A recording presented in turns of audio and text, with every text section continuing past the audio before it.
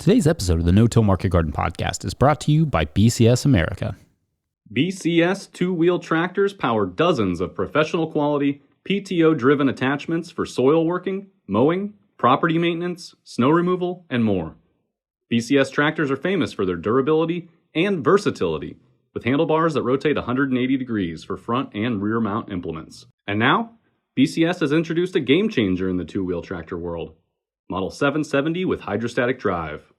Model 770's Easy Grip lever enables the operator to precisely select ground speed and direction of travel without the need to shift or vary the throttle. This is extremely useful for heavy mowing or snow clearing jobs where constant changes in direction or speed are necessary.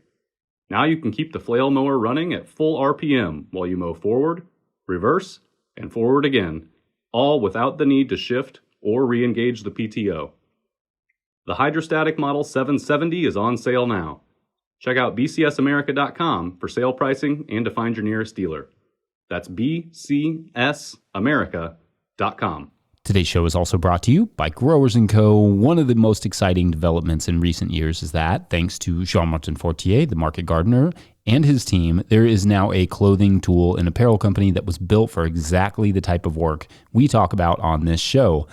I know that I've personally grown tired of looking through workwear websites and catalogs built for fishing or carpentry to find what I need for market gardening, so I was thrilled when Growers & Co. came to fruition, and even more thrilled when I tried their clothing. They have done absolutely excellent work. Their clothing is well made and well fitted. The tools are well designed by growers and made to last. There is also a magazine that Growers & Co. is putting out twice per year with a focus on small scale farming.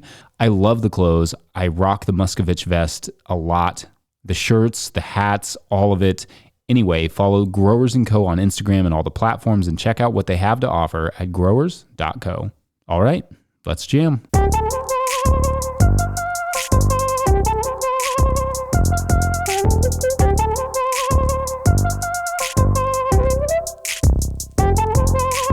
Hey, you all, Farmer Jesse here. Welcome to the No-Till Market Garden Podcast, episode 19, season 3. Got a great episode for you all this week with Mark DeRespinis of Esoterra Culinary. I was really curious to chat with Mark because his farm is a restaurant-centric farm, and I wanted to hear how he had adjusted to COVID. I wanted to hear about some of the interesting crops he is growing. I wanted to hear about his radicchio forcing setup. I kind of always want to hear about everybody's radicchio forcing setup, but we get into all of that and so much more. First, a couple things. This upcoming Wednesday, we are launching a brand new podcast series all about winter farming. It is called the Winter Growers Podcast. It is hosted by the amazing Clara Coleman. You can subscribe to it wherever you get your podcasts. And at the end of this show, I will play a little clip from Clara as well, introducing it, but it's going to be rad. 3 episodes will be up on Wednesday, February 24th, 2021. So subscribe and check that out. You can search the Winter Growers Podcast wherever you get podcasts. Also, if you are a cryptocurrency person and want to support our work, you can now kick us Bitcoin or Ethereum at notillgrowers.com/support.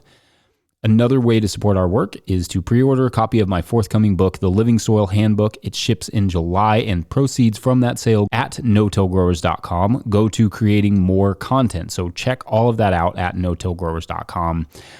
I've done a lot of talking, so enough from me. Let's get into this amazing conversation with Mark DeRespinis of Esoterra Culinary.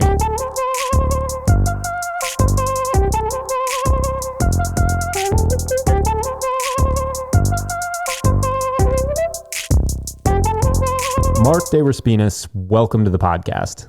Thanks, Jesse. Grateful to be here.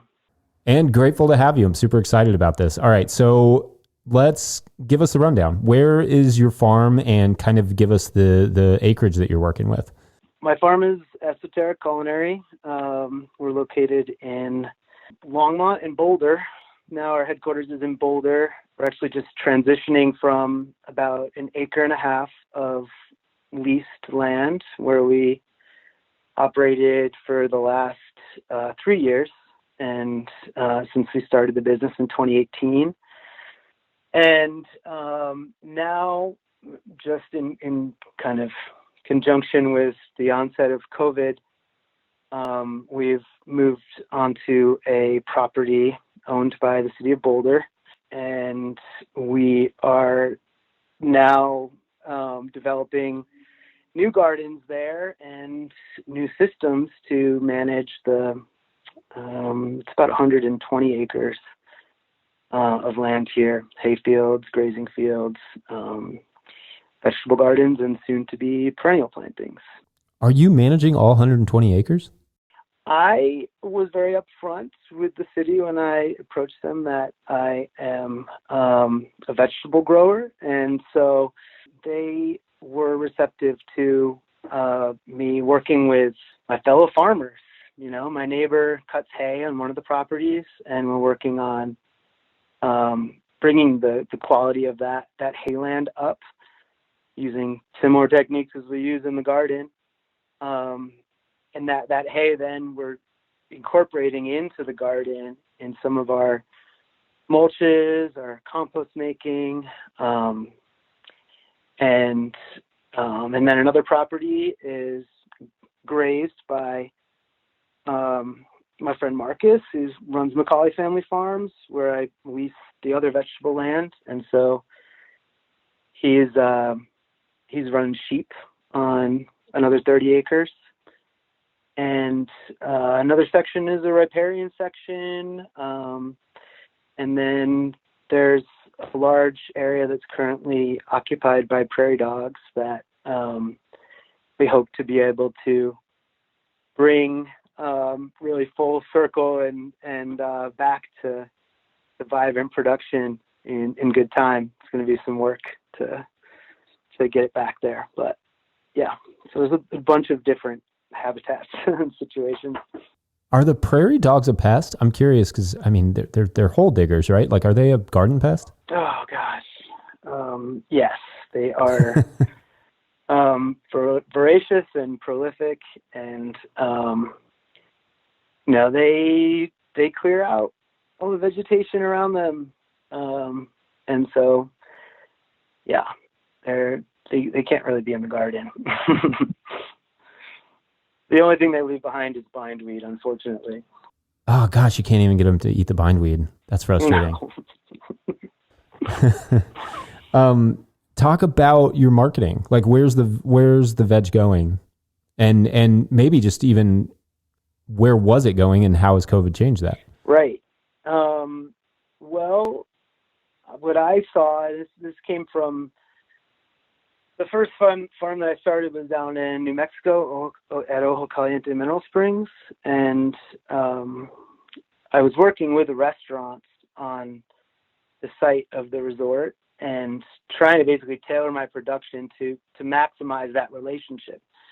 What I saw was this tremendous produce budget that they had, that all that money was going to California and to the bigger distributors.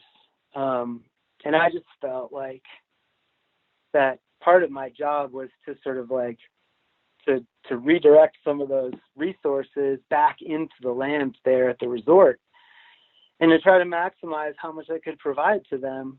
And that of course led me to salad mix production and braising mixes, your carrots, all the roots, and also just like trying to just understand how a restaurant menu works.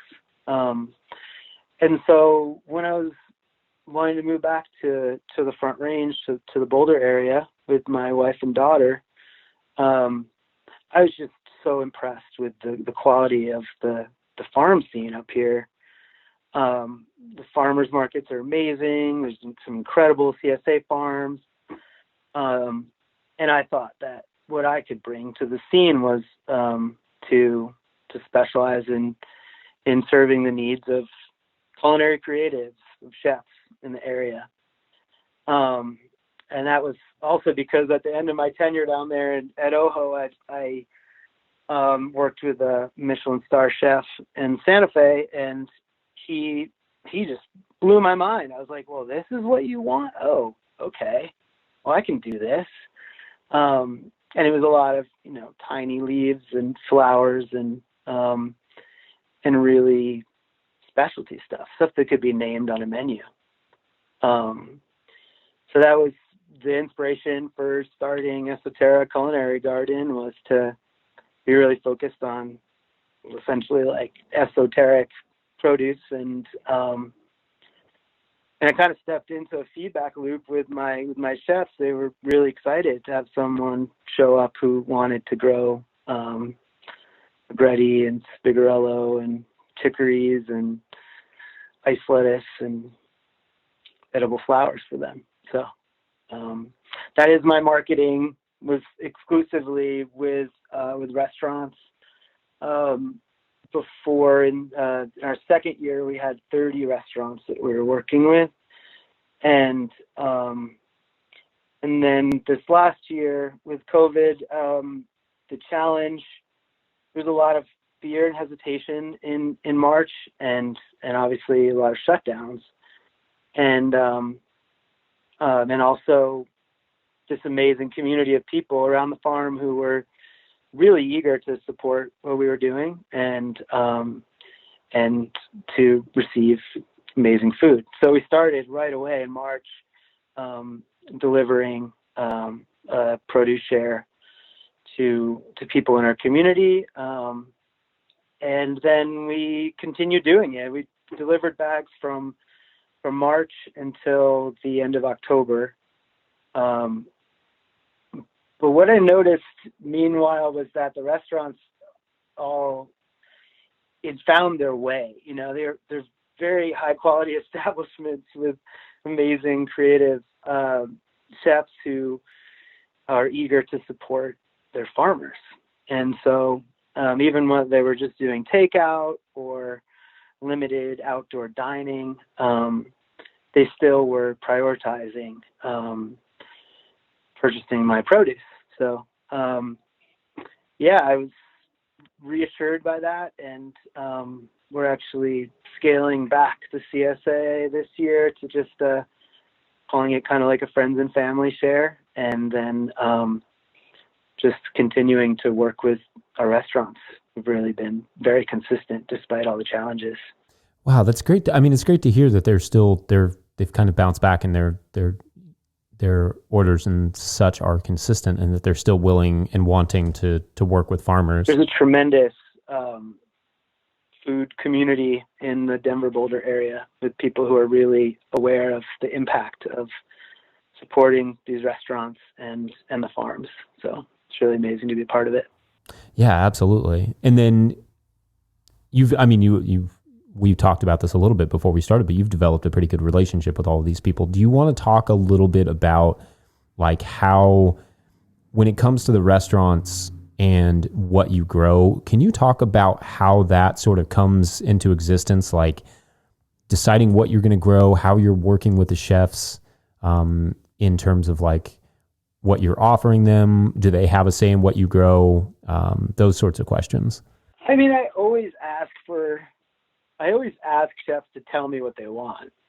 I'm like, if anything ever crosses your mind, you see an ingredient you want, like be sure to let me know. But it tends to more be like, I kind of, I do a lot of research, I guess. I'm interested in kind of historical eating patterns, interested in that intersection of kind of wild and cultivated foods. I wrote an article for Edible Santa Fe when I was down there about quelites, which I first was introduced to the concept as the Hispanic name for lamb's quarters. And it was just amazing to me when I first was down there and started growing that, like, this plant that grew wild everywhere was such a coveted edible, and as was purslane, verdolagus. And so when I started to research that a little bit, I found out there's a conference in Mexico City called the Quelites Conference, where they cataloged and named thousands of wild plants that are understood to be quelites or wild greens.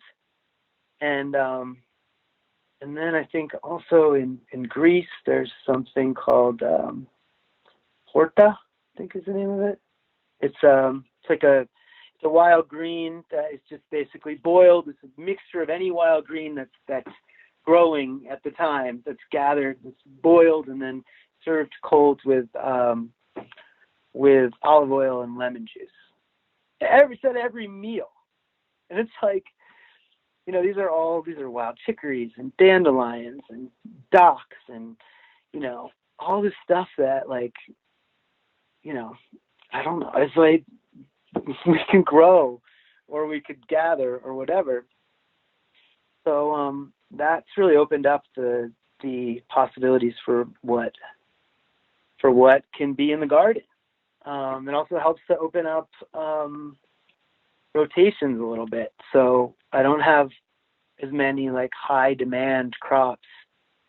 If I have, I could follow a heavy feeder with like a Minutina or something that is like not going to ask a lot of the soil, but will still be roots in the ground and produce a really delicious crop that could potentially find its way into braising mix or be a garnish or be something that a chef is able to feature as a standalone ingredient on their menus. And I always can fall back on giving some of these things to my wife, who's an amazing recipe developer, chef in and of herself, and she makes incredible things happen with them. So, I don't know. These plants I really like to hang out with and to develop relationships with over time. And I just find that chefs are really receptive to anything that is a unique flavor, texture, has a story associated with it. Usually they're out there doing their own research and they've encountered these things themselves and are really excited to be able to work with them. Yeah, that's great. I love incorporating where possible. I have a little bit of a culinary background and I've worked with several chefs down in Nashville and would bring them really interesting things. And that's so much fun, even for the farmer, I think, because oftentimes I was collecting stuff that maybe, didn't grow in the garden at all. Like that was sort of perennial stuff that was found in the woods, hunted a lot of chanterelles and various things. We have a lot of like pokeweed and stuff around here too. So lots of cool, wild edibles that was fun for me to be able to get out of the garden sometimes and be able to bring these really incredible ingredients that, if cultivated, would kind of lose their charm or their interest, their unique flavors. Do you do a lot of that too? Like, are you foraging as well? Man, I tell you, Jesse, like before I started farming, I was up in the mountains all the time. And that was like, I was hunting chanterelles and porcinis and just being up there. I was taking pictures, photographing, and just wandering around. And I think the combination of like starting a family and starting a business, there was a point at the end of last year, not COVID 2020, but the end of 2019, where I looked up, I realized that I had never the whole year left the acre and a half of the garden. Like I had no context for what was around me. Like that's how obsessive and manic the whole starting a business thing was, And now we've moved on to this property. It's amazing property. And there's so much potential. There's a creek. So there's a riparian zone. There's open pastures. There's old cottonwood groves. There's tons of Russian olives. There's and there's also land surrounding this property that is kind of supporting it with the irrigation infrastructure, the ditches, and we have a lake where we have storage rights for some of our water. And in that whole area, there's wild asparagus that grows everywhere, and it's so beautiful. And I'm just really seeing tremendous potential for incorporating edibles into that landscape, encouraging them, supporting them, and getting established, and then having kind of this like managed wild area, you know? Because I always think about, like, if I was walking a path every day, then I would absolutely be taking plants that I loved to see and to eat and that were medicine and food, and I'd be seeding them or planting them there and encouraging them, and then getting to watch them as they grow. Same with mushrooms. I want to have mushrooms all throughout, so the property becomes kind of a wild, cultivated intersection, you know? Yeah, which is much what America was before, colonization. It was a lot of, it was a lot of that where Native Americans were, taking these places and cultivating crops wildly and but with purpose, and that's what actually kept a lot of those crops alive. And I think a lot of the crops that we've actually lost over the last 200 years are because those people were no longer had access to those areas, and those crops or those plants, those thousands and thousands, like you said earlier about the place in Santa Fe, those thousands and thousands of crops are no longer, some of those we've certainly lost. Hey, if you're listening to this and you're like, wait, didn't Jesse basically say this exact same thing in the episode with Alfred Melbourne? And the answer is yes, I totally did, because the week I recorded both interviews, I was reading this incredible book by M. Cat Anderson called Tending the Wild: Native American Knowledge and the Management of California's Natural Resources, and I highly recommend it. It really details the sort of permaculture paradise that was our country, the United States, and specifically California before colonization. Anyway, so that was obviously at the forefront of my mind, and I'll leave a link in the show notes. Back to Mark. Absolutely, yeah. I want to invite as much diversity into my product line as possible too. Like the garden already, we grow 120 different like products or whatever, in the end, and why not 200 or 300? I mean, it takes a lot of people and it takes time, like I think I mentioned chamomile earlier when we were talking, like that naturalizes really well here. And it kind of moves around the garden. Sometimes we'll plant it somewhere and then it'll self-sow, and the following year we'll harvest the greens and then let it grow up, and then we'll harvest the flowers.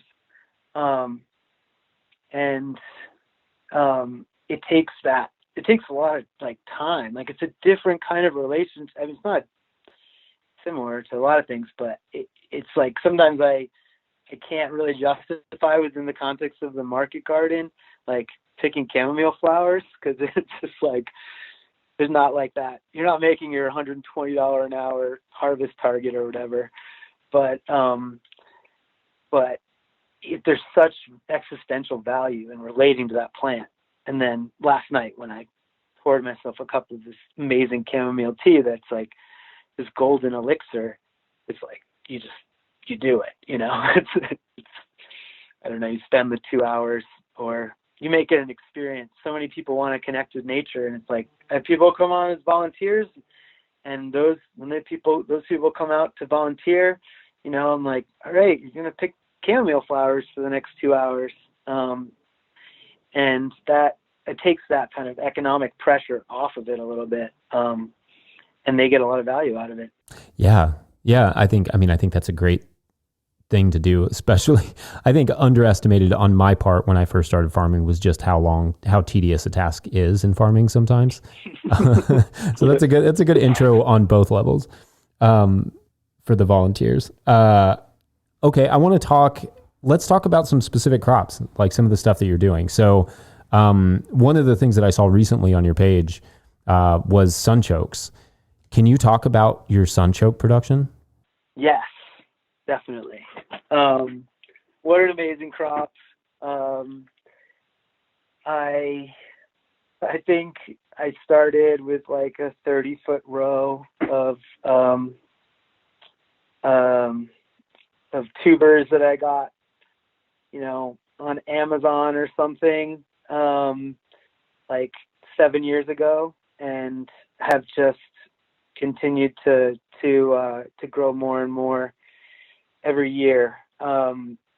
Until this year, we had 900 footbeds of them, and so 900 feet. That's 1,000 linear feet of the Sunchokes, and they're an incredible plant, especially in this clay soil, with minimal attention, which is pretty remarkable here in Colorado because we didn't have any real measurable rain from the beginning of June until we still haven't, I think, now. Wow. It's been pretty brutal. And in the frenzy of the summer, the Sunchokes were fairly neglected for the most part. And yet they'll still grow. These beautiful, 10-foot tall plants. And the first year that I grew more than one row of them, and I think they were also benefiting from some of the fertility and the work we'd done to sort of build the soil up. They were huge, and it was like, being in a dark alley at night or something. And so it was like August and you're going into the Sunchoke patch and could really get lost in there. And it's just a cool experience. But that dark shade really got me thinking about growing mushrooms in between the Sunchoke. So this year we trialed it, and we lay in a real thick layer of wood chips and inoculated with wine caps, mushroom spawn, and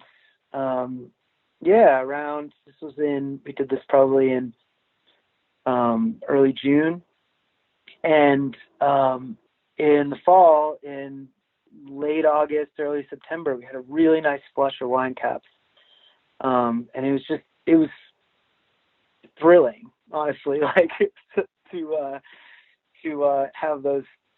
have those mushrooms present in the garden. And that's the wine caps were the third crop that we got off this, because in the spring the Sunchokes, they're rather slow to take off, so we would lay in paper pot chains of top soy, of figarello, different greens, turnips, depending, whatever we needed a space for, on either side of the Sunchokes, which just go in one row down the center of the bed.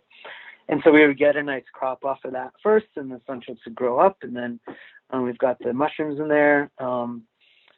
And then this is the first year that I'm going to allow them to regrow in the same spot. Usually we move them around just for, I have no idea, just because I want to give them good spacing. But the yields are great on them, and I found people really enjoy them. They definitely have that fartichoke thing going on for some people, but not for everyone. And the flavor is just incredible. A Sunchoke chip is 10 times more flavorful than a potato chip, and I don't know, it's a very memorable experience. And we ran out this week is our last. We're sending our last Sunchokes out the door, so I would really love to have them until early March, and I anticipate having more restaurants to sell them to next year too.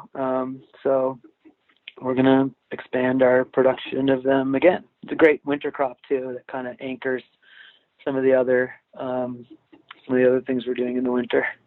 And then are you harvesting them fresh, like the entire, still up until just now? Are you harvesting them fresh that whole time, or are you harvesting them and storing them? I did this year. I did not anticipate being able to, but I don't know that the ground is really frozen solid yet this year. It's very strange. And we keep having these stretches of, 55-degree days that are sunny. We have good southern exposure on the this leased field. So yeah, I was able to get in there. We basically had harvested out everything except a half a bed in the fall, just to see, what would happen to that half a bed if we tried to get in there in March. And because we were running low, I decided to just get in there, and the ground wasn't frozen at all, and so we were able to dig them out. I wouldn't rely on that here in the future, but they keep really well. We use these vented plastic bags, so everything's kind of in the cooler, and the vented plastic bags keeps the right moisture level for storage, and they're also ready to just kind of grab and go. I don't have an indoor produce processing area or wash pack right now, so it's really not fun to be spraying down roots in the middle of the winter on the shady north side of a building.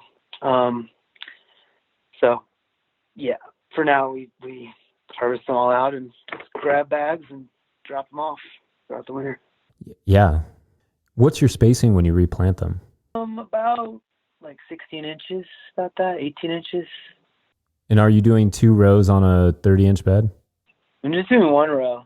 The plants get huge. And I saw 1 row, tremendous yields. I can't imagine 2 rows being more. I mean, I think most of the beds were about 200 to 250 pounds per bed. Okay. How much, can I ask what your price per pound is on those? I'm charging $5. Okay. So that seems pretty reasonable. It's very reasonable, but I mean, it's also like a crop that's kind of more available as a wholesale product than ever before. I'm sure the chefs could get them from their distributors. And, it's right at that border. It's like the quality is better than what I saw when I walked into Whole Foods yesterday, all shriveled up, wrinkled roots that are selling for $4.99 a pound retail. So it is a higher price than maybe someone might pay if they were buying 10 or 20 pounds from a wholesaler. But the quality is just impeccable. They're just chunky, beautiful roots, pristinely cleaned, pearly white. I mean, I don't know. I think that's where, like Evan mentioned in the past, it's so important to bring chefs like something that is clean and really well presented. They really appreciate it. Less waste for them and less time that they need to put into to prepping it. Yeah, that makes 100% sense. I want to talk about Chicory and specifically about what your forcing setup is, and kind of maybe some of the things you've learned and some of what's worked. Sure. And maybe what hasn't. Well, what hasn't worked? Start with that, because that was the story for the first 3 years of trying. So the first year, what didn't work was we had voles that ate as if similarly to how it's been in the past with deer, who absolutely loved chicory hearts. Like any heading of chicory, it's the first thing they'll go for. Also pigs. So if pigs ever get loose in the field, that's the first thing they're going to go for.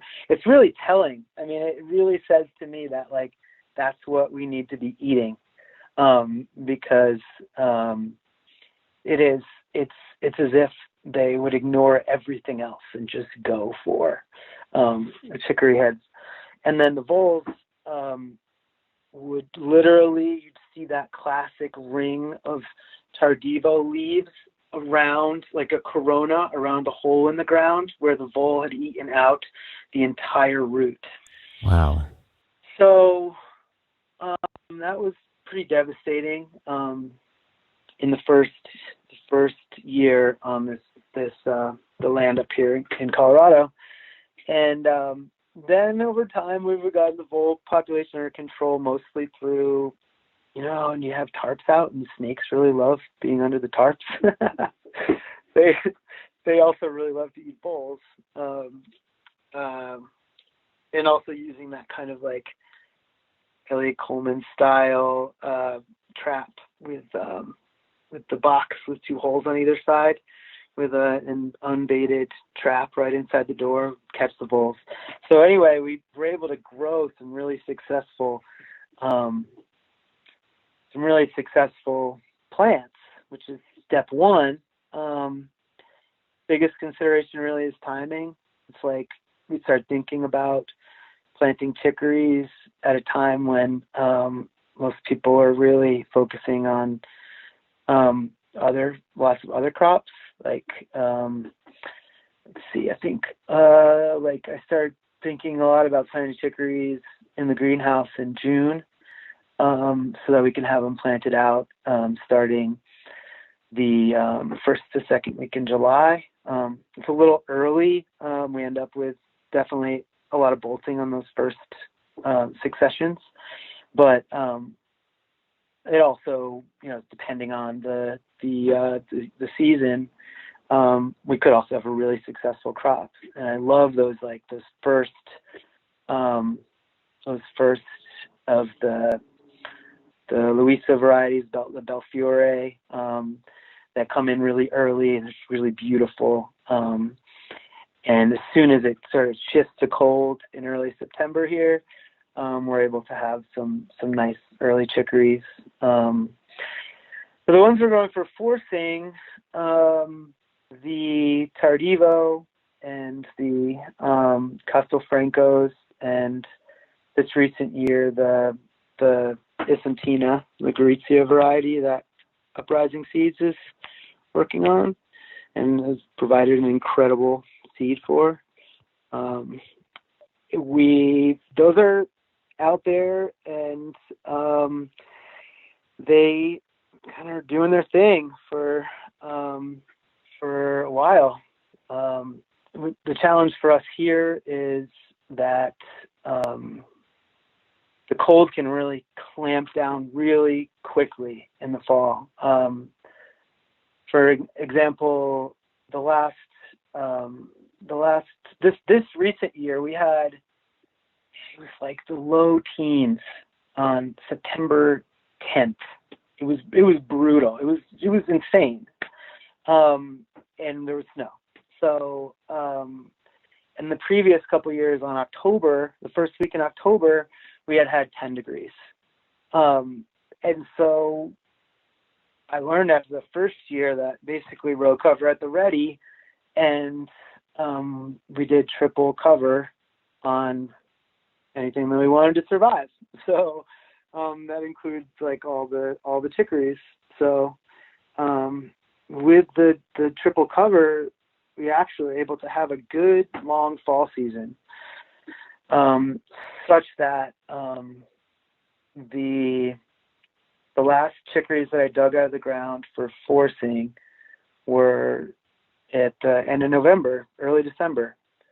Problem with those later plantings is the plants weren't as full framed, and so they didn't form as large of a head once they were forced.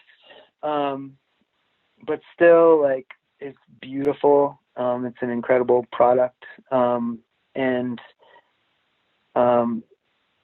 yeah, just learning all the time. I think I'm going to try to plant some in greenhouses now that we have more caterpillar tunnels, and try to extend that season. How beautiful to have Tardivo on Valentine's Day. And we didn't quite get there this year. We're just finishing up right now, but yeah, I could see that as being like a really special thing. So yeah, our forcing setup, I struggled with it in the past because we didn't have any building that we could force in, and now we've got a nice barn, and so yeah, we basically framed out like a basin that we could fill up with water, lined it with like a plastic liner and really, really basic. Fill it with water, load the crates in, and then we're just changing that water out every couple of days. And since this space isn't yet insulated, I'm basically just using a space heater under greenhouse plastic and blankets and stuff to insulate it. So that was relatively effective. I feel like being able to work with several different restaurants who wanted to have that on their menu, and the variety, the diversity, just the sheer pleasure of going in there in early January and spending some time on a sunny day cleaning up chicories, and it's amazing. But I think it was Brian at Uprising was saying that it's like the most beautiful way to lose money. It's not really like a moneymaker by any means. It takes a lot of time, and I don't know. I'm just kind of obsessed by it. I have Italian heritage, and my wife and daughter and I actually went over to Italy 3 years ago, 2 years ago now, and we were able to visit one of the Tardivo producers in northern Italy, and it's just incredible to see that process. And there's a lot of challenges in non-northern Italian environments, but there's ways to work with that too. And just amazing crops. What is it that the northern Italians are doing that's different from, talk maybe a little bit about their climate and what their setups look like in comparison? Their climate means that they are able to have basically like a regular harvest of fresh plants throughout a long season. When we were there in January, they were still bringing in plants from the field, big, beautiful plants that were basically just then brought into the forcing chamber. And the climate is just different. It's more moderate. It's one of my chefs always says, he always thinks of Tardivos having snow on it, like seeing snow on the Tardivo plants. And it's one thing to have snow in the Tardivo plants when it's 30 degrees out and it's snowing, but it's another thing to have, plants that are just frozen solid again and again, 10 degrees, just getting destroyed by the freeze thaw cycles and everything. It's just, they get beat up and things stop growing here and they don't hold up very well. It's different climate. I think the forcing is just scale, I guess, like whatever it takes, get them in water and give them a consistent temperature and they'll do well. And when you're harvesting them, you're harvesting the whole root and the full plant, right? Like it's not, are you doing any sort of trimming, or are you just digging up that whole root and plant? Whole root and plant, yes. Yep. Hey, you all, just jumping in real quick to get a word from our sponsors like Tilth Soil. Tilth Soil makes NOP-compliant living potting soils in Cleveland, Ohio with food scraps they haul and compost themselves. Each batch of soil is tested against the competitors and the results are in. Plants vote for Tilth Soil. To learn more about their full line of products, visit www.tilthsoil.com. The show is also brought to you by you, the patrons. Our patrons at patreon.com/no-till growers are the absolute best. I appreciate each and every one of you. If you love this show or the No-Till Flowers podcast or Growers Live or the new Winter Growers podcast or our videos or anything else we do and you want to support it, go to patreon.com/no-till growers and consider signing up. And at a certain level, or if you just bump up from one level to another, you get a shout out on the show. So big shout outs this week to Ojai Roots, Rimmel Greenhouse Systems, Scott Snodgrass, Jody Miller, Shane and Emma of Aslan Organics, Travis and Heidi of Arcadia Acres, Jacob Arthur, Fiona and Donnie of Firefly Farm, Jean-Martin Fortier, and Yannick LaPlante. You can also support our work at notillgrowers.com/support, where we accept PayPal, Bitcoin, and Ethereum. Okay, back to Mark. All right, I want to talk about interplanting because I know you've done some cool stuff with interplanting. So, and you mentioned it earlier a little bit, like I love the mushrooms and also having those different paper pot chains mixed in there with the sunchokes. Talk about some of your interplants, what's worked, and if you have some failures, that's cool too. I think for some reason this year I got really excited, and this is I doubt nothing that I'm doing or saying is original. It's all like gathered from, I probably stole it from you, Jesse. So with our brassicas this spring, and so much of this, the intercropping or interplanting is possible because of these no-till systems. It's like these beds are beautiful and ready to go. They're mulched, they're clean in the spring, and you could plant stuff now. Maybe it'll die, but usually it doesn't. The ground's ready to go. So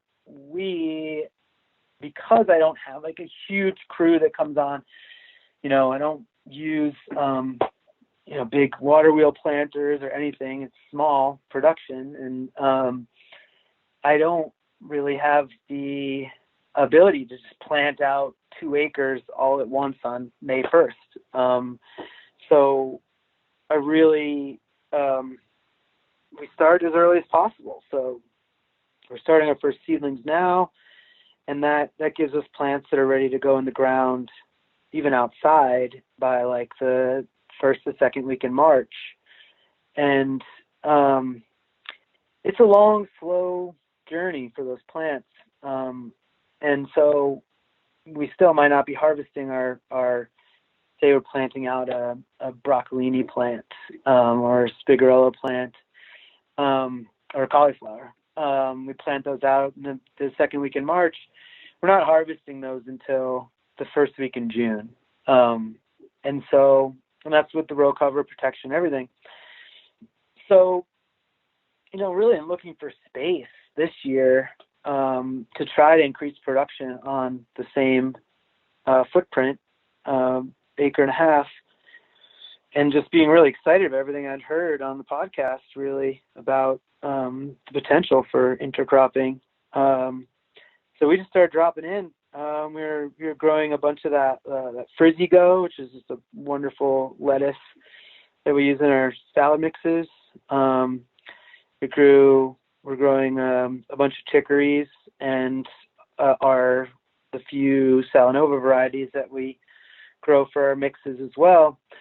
And we just interplanted those with the brassica. And the timing of it was exquisite, really. I mean, by the time we were transitioning out of our caterpillar tunnel greens and wanting to move more into summer crops, we had these field crops ready to go, and got sometimes 2 cuttings or more off of these lettuces before they were shaded out by the brassicas. And the feeling of it was amazing. It's like to be cutting these lettuces, even as you're looking at these brassicas, instead of sitting there kind of waiting, like, hey, when are you going to do your thing, brassicas? You're able to get in there. Yeah, I mean, that's something. We never have enough produce, really, when it comes down to it. Since I'm not willing to scale up kind of equipment wise, and in that respect, this is a great answer. Another really successful intercropping was we put our baby leeks everywhere, in between everything. And the only time that didn't work. And just back to the brassicas and chicories and lettuce. Once the brassicas really started taking off, like say like a mid-April planting of a cauliflower, there was not enough time for the lettuce to get to size up for harvesting. So there might be ways to do that, like maybe paper potting baby greens and being able to get a harvest a little quicker out of that. But yeah, so that was not successful as the season went on. But another interplanting that works really well and has worked in a couple of different instances in the spring is escarole and peas. I like that combination a lot. The peas take a while to set their pods, and the escarole doesn't really care once the peas are grown up. That's usually the time when we're getting ready to harvest the escarole. And they just seem really happy together. And it's just that covered soil just feels right. The escaroles would grow up really quick, and instead of having these beds that I had to kind of like clean, cultivate on either side of the peas, I was able to see that bed nice and full, and then harvest the escarole out. Can I ask a couple questions? I'm curious about what was that lettuce that you mentioned, the frizzy lettuce? Yeah, so Frizzy Go? Yeah. It's I don't know, what I started to see was that I love Salanova. It's amazing. Does have some challenges in the heat of the summer. Production just goes down so much, and it's weird. Like we're on that fringe where it's a short enough period of time. Like we're in August where it's almost like not really worth it to do a lot of the techniques that like would shade and mist the lettuce and everything. And so, yeah, it kind of struggles in the summer. Anyway, Salanova is good, but I also feel like I wanted kind of some different leaf shapes and textures and stuff. And the Frizzy Go is very succulent. It's very like toothed and kind of like it's got spines. Like it's like a very like interesting shaped leaf. And except for in the heat of the summer, we were able to get a couple nice cuts, kind of Salanova style, multi-leaf style of really nice leaves to put in our mix. So that's what you're asking about. Baby leeks. What's the story with that? So are you doing those in like a paper pot?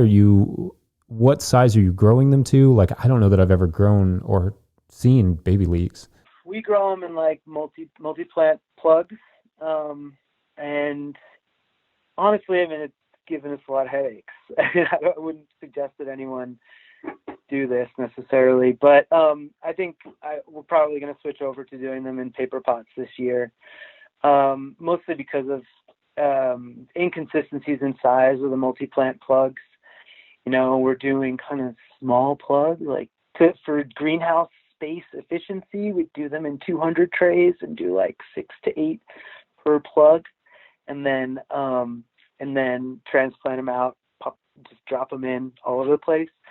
And, after 40 days or whatever, 50 days maybe, they're more like, I don't know, like a little smaller than a Sharpie, a little bigger than a pencil, and they're tender through and through. So they make a really nice product. Nice thing to throw on a grill or like, roast on a sheet pan in the oven, a bunch of olive oil. They're crispy and delicious, tender. They're just fun. It's like a scallion or whatever, but a little bit more tender, and got a nice mild flavor. So yeah, finding stuff like that chefs, and really like it's chefs, but it's also like, us in our kitchen. That's what we like to work with and cook with. So start to try to figure out production methods to grow these on a larger scale, and roll them out to our customers, and they seem to like them, so keep doing it. Did you change up your selection a lot when you had to do more CSA stuff? We didn't really. What fell by the wayside was our garnish program, which made me pretty sad. I really like doing that stuff, and what happened was the restaurants, when they shifted to go, and when they had to reduce their staff and everything. They had to reduce their menus to like more simple menus. And you could just see the pain on these chefs' faces, and they're like, I really don't have the slots to like bring in all this stuff, the same diversity. Like we have to have, a 5-item menu or whatever. And they also just weren't prioritizing those like really detailed platings as much, because everything was going in a to-go box. Luckily, we were able to take a lot of that stuff and still hang out with those plants and put them in our salad mix. But yeah, a lot of the things that we were growing for the restaurants just translated really well to the CSA. I'm sure we didn't get any complaints about what was in the boxes, but I don't grow potatoes. I don't grow.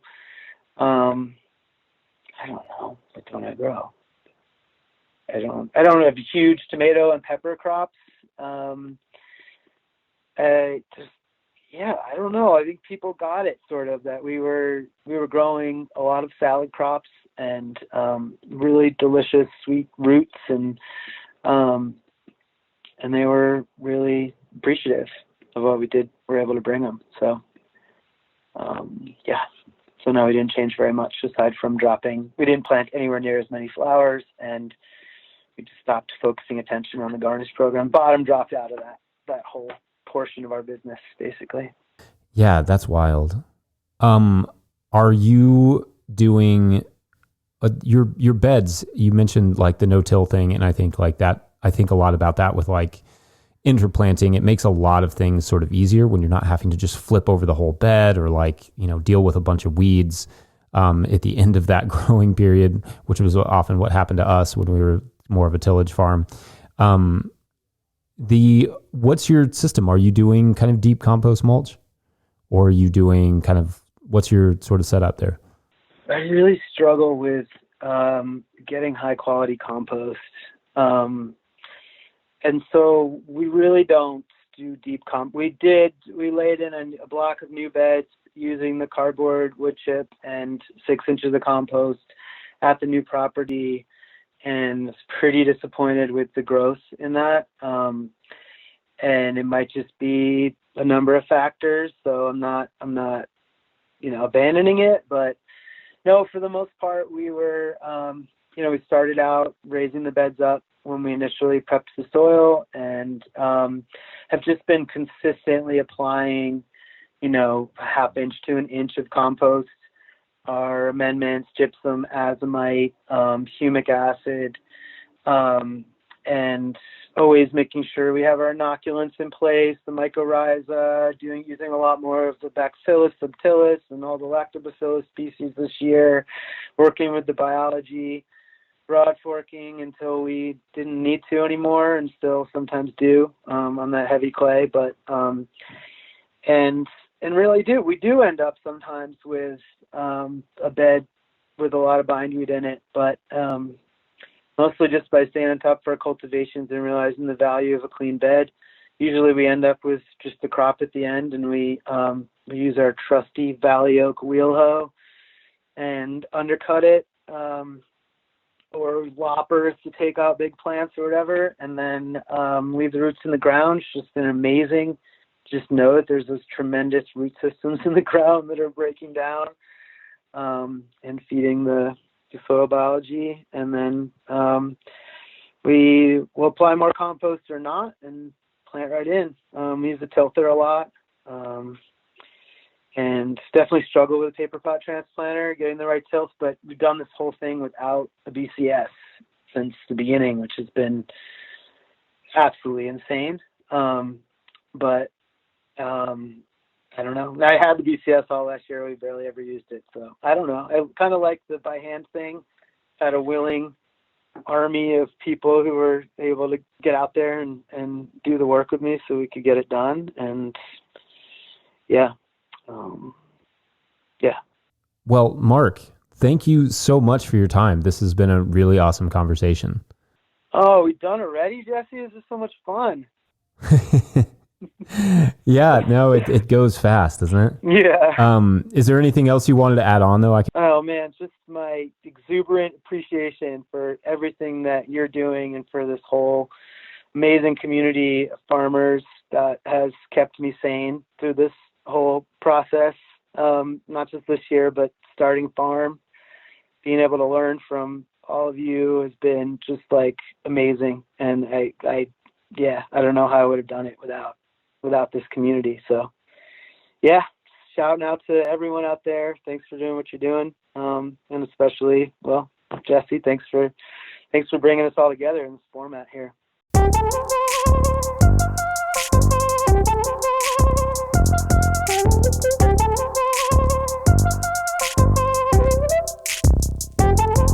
All right, if you enjoyed that show, make sure to follow Mark on Instagram at Esoterra Culinary and all the places. Links will be hooked up in the show notes per usual.